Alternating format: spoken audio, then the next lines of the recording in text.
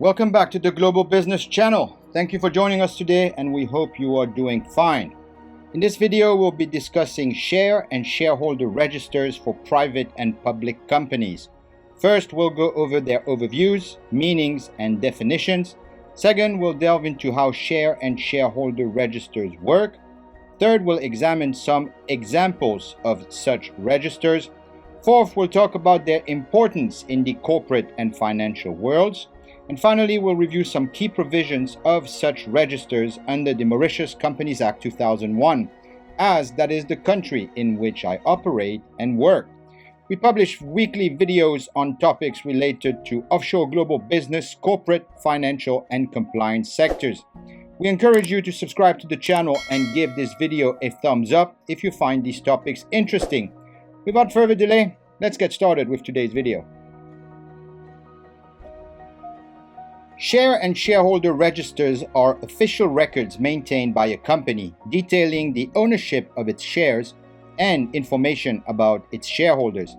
These registers are essential for both private and public companies to ensure transparency, legal compliance, and proper management of shareholder relations. A share register, also known as a register of members in some countries, is a comprehensive record that lists all the shares issued by the company. It includes details such as the type of shares, the names of the shareholders, and the number of shares owned by each shareholder.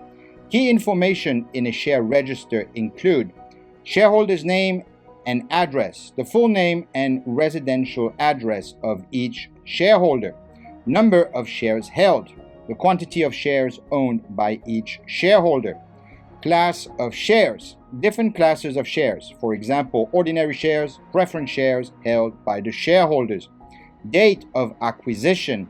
This is the date on which the shareholder acquired the shares. Share certificate number. If shares are issued, then a certificate is also issued and their numbers are recorded.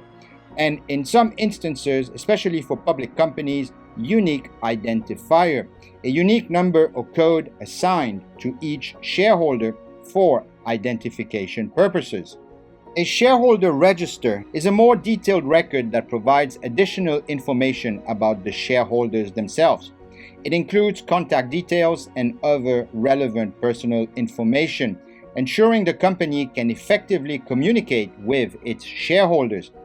Key information in a shareholder register includes personal details such as full name, residential address, and contact information of each shareholder, shareholding details recording the number and class of shares held by each shareholder, share transactions, which are the records of share transfers including dates and details of transactions, voting rights, which is the information on the voting rights attached to each class of share, and beneficial ownership, which means details of the beneficial owners if shares are held in the name of a nominee, custodian, or a trustee.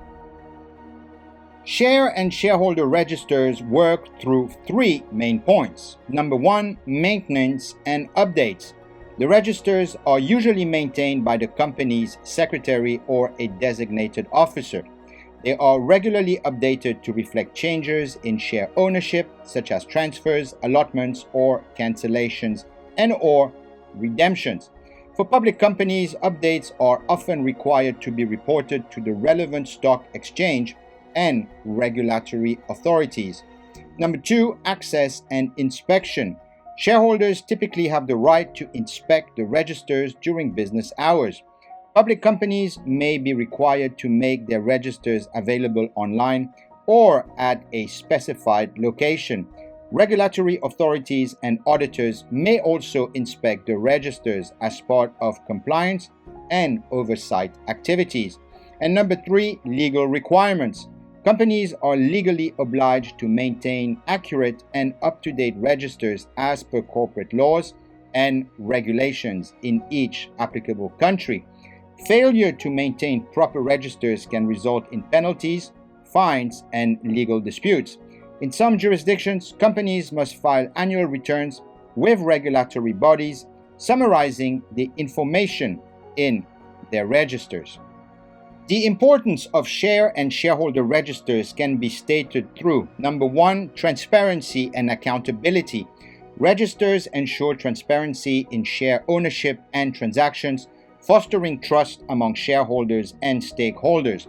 They provide a clear record of who owns what, which is essential for corporate governance and accountability. Number two, legal and regulatory compliance. Maintaining accurate registers is a legal requirement in most jurisdictions, ensuring companies comply with corporate laws and regulations. Registers help prevent fraudulent activities such as insider trading and unauthorized share transfers. Number three, effective communication. Registers enable companies to communicate effectively with their shareholders, ensuring they are informed about meetings, dividends, and other corporate actions. They facilitate the distribution of annual reports, proxy statements, and other important documents. And number four, corporate actions and decisions. Registers are crucial for making informed corporate decisions, such as issuing new shares, conducting rights issues, or implementing share buybacks. They help in managing shareholder voting during annual general meetings and extraordinary general meetings, which may be called. In summary, share and shareholder registers are fundamental components of a company's governance structure, ensuring transparency, compliance, and effective communication with shareholders. They are vital tools for managing share ownership and maintaining the integrity of corporate operations. Let's now take a moment to go through the major provisions of the Mauritius Companies Act 2001 regarding share and shareholder registers.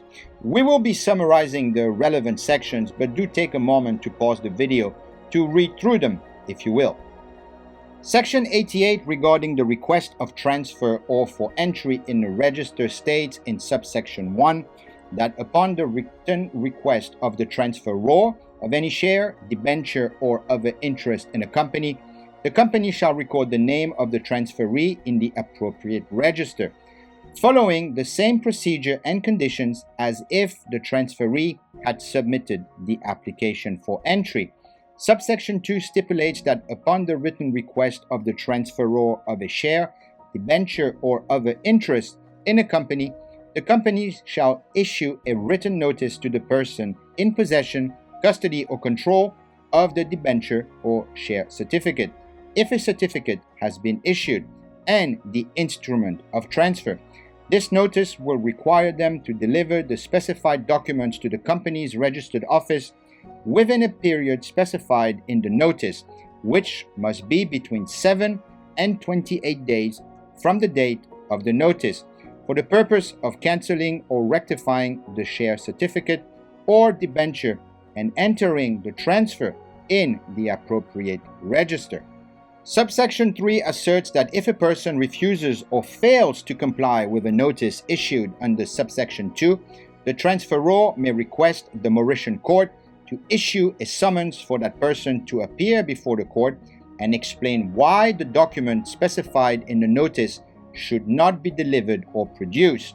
Subsection 4 argues that the Mauritian court may direct the individual summoned under subsection 3 to deliver the document specified in subsection 2 to the company under any terms or conditions the court deems appropriate.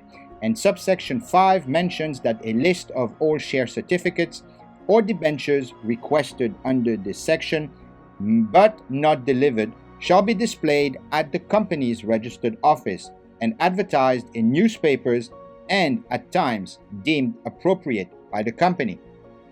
Section 89 regarding the notice of refusal to enter a transfer in the register request states that if a company refuses to register the transfer of any share, debenture, or other financial interest, it must, within 28 days of receiving the transfer, notify both the transferor and transferee of the refusal. In the case of a public company, the notice must also include the reasons for the refusal. Section 91 regarding the requirement for private and public companies to maintain share registers state in subsection 1 that a company must maintain a share register that records the shares issued by the company and indicates a. Any restrictions or limitations on their transfer as specified in a company's constitution or the terms of issue, and b. the location where documents containing these restrictions or limitations can be inspected. Subsection 2 stipulates that public companies, subsidiaries, or a holding company of a public company is required as per Section 146 of the former Mauritius Companies Act 1984 to keep a record of significant shareholders.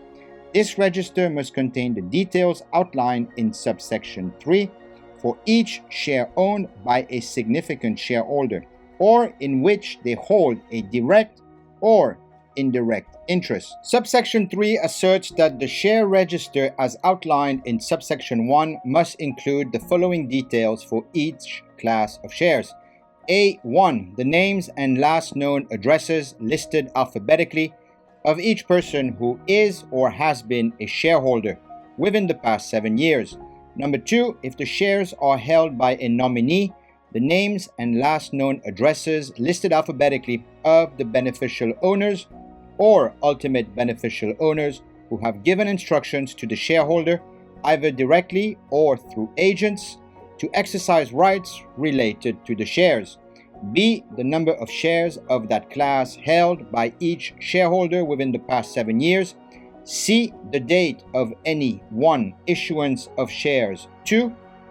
Number 2. Repurchase or redemption of shares from, or number 3. Transfer of shares by or to each shareholder within the past 7 years, including the name of the person to or from whom the shares were transferred. Subsection 3A infers that a company must maintain an up-to-date record of 1. The details specified in subsection 3A2. Number 2. Steps taken to identify a beneficial owner or ultimate beneficial owner. B. In the event that the company ceases its operations, the final directors of the company are required to retain the information outlined in paragraph A for a minimum of 7 years following the cessation of business. C. The information mentioned in subsection 3A2 should be submitted to the Registrar of Companies in Mauritius via CBRIS or the Registrar's Corporate Business Registration Integrated System or another electronic system or method endorsed by the registrar. Number 1, during the company's incorporation. Number 2, upon the registration of a foreign company. Number 3, when registering a company through continuation. Number 4, when submitting the company's annual return. Number 5, for a foreign company while submitting the company's financial statements. Number 6, following any change such as a transfer in a company's shareholding. Number 7, during the issuance of shares. D. Details specified in paragraph C, 6, and 7 must be lodged with the registrar within 14 days from the date of any entry or modification in the share register. Section 3B states that a company must retain the share register mentioned in subsection 1 for a minimum of 7 years from the date when the transaction, act, or operation to which it pertains was concluded. Section 3C stipulates that a company excluding a small private company that does not comply with subsection 3A2, 3AA, and C, or 3B will be deemed to have committed an offense and, upon conviction, will be subject to a fine of up to 300,000 Mauritian rupees. B. A director or former director of a company other than one from a small private company who fails to adhere to subsection 3AB will be considered to have committed an offense and, upon conviction, will be liable for a fine of up to 300,000 Mauritian rupees. C. In addition to any penalties imposed under paragraph A, the Mauritian court will order the company to comply with the relevant provisions of subsection 3A2, 3A, or 3B. Subsection 4 asserts that an agent may manage the company's share register as long as the agent is qualified to serve as the secretary of a public company under Section 165. Subsection 5 argues that a company with more than 50 shareholders must A. keep an index of shareholder names unless the share register itself serves as an index, and B. update the index within 14 days of any changes made to the share register. Subsection 6 states that despite subsection 5, if a company has more than 50 shareholders, the registrar may require the company to maintain the share register in a form deemed appropriate by the registrar. And finally, subsection 7 stipulates that the index must provide enough detail to easily locate each shareholder's information in the register. Section 92 regarding the place where registers need to be kept states in subsection 1 that, subject to subsection 2, the share register may be split into 2 or more registered located in different places if the constitution of the company expressly allows it. Subsection 2 stipulates that the principal register must be maintained in Mauritius. Subsection 3 asserts that when the share register is divided into multiple registers kept at different locations, A. the company must notify the registrar in writing within 14 days of the division, specifying the locations of the registers. B. if the location of any register changes, the company must inform the registrar in writing of the change within 14 days. C. a copy of each branch register must be kept at the same location as the principal register. D. any entry made in a branch register must be reflected in a corresponding copy at the principal register within 14 days. Subsection 4 argues that in this section, principal register refers to A. the share register if it is not divided, or B. the register designated as the principal register in the most recent notice sent to the registrar if the share register is divided. Branch register refers to any register other than the principal register. Section 93 regarding share registers as evidence of legal title states in subsection 1 that, subject to section 95, which concerns the powers of the Mauritian court to rectify any registers, the inclusion of a person's name in a share register as the holder of a share serves as prima facie evidence that legal title to the share belongs to that person. Subsection 2 stipulates that a company may recognize a shareholder as the sole person entitled to A. exercise voting rights associated with the share, B. receive notices, C. receive distributions related to the share, and D. exercise other rights and powers associated with the share. Section 94 regarding company secretaries' duties to supervise and maintain share registers states in subsection 1 that the secretary of the company must take reasonable measures to ensure that the share register is accurately maintained and that share transfers are promptly recorded in accordance with section 88. Subsection 2 asserts that a secretary who fails to comply with subsection 1 will be considered to have committed an offense and, upon conviction, will be liable to a fine of up to 200,000 Mauritian rupees. Section 95 regarding the powers of the Mauritian court to rectify share registers states in subsection 1 that if a person's name is incorrectly entered in or omitted from the company's share register, the affected person or a shareholder may apply to the Mauritian court for A. rectification of the share register, B. compensation for any loss incurred, or C. both rectification and compensation. Subsection 2 stipulates that in response to such an application, the court may order A. rectification of the register, B. compensation to be paid by the company or a director for any loss suffered, or C.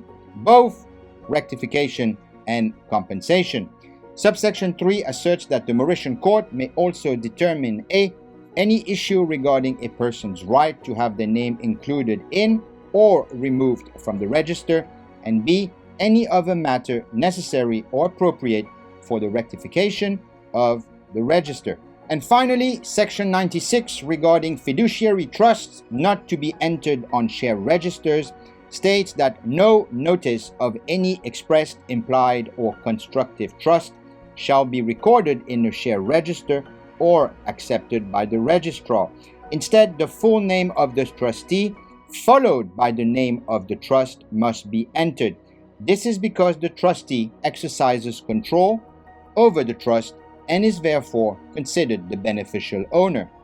That's it for today's video regarding share and shareholder registers for private and public companies. Thank you for sticking around until the end. Your support means a lot to us, and we hope you found the information, insights, and key points valuable. We'll continue to share informative content, so don't hesitate to return to the Global Business Channel for insightful videos on the offshore, global, compliance, and financial services sectors. Take care, stay safe, and we'll catch you in the next one. Cheerios, guys.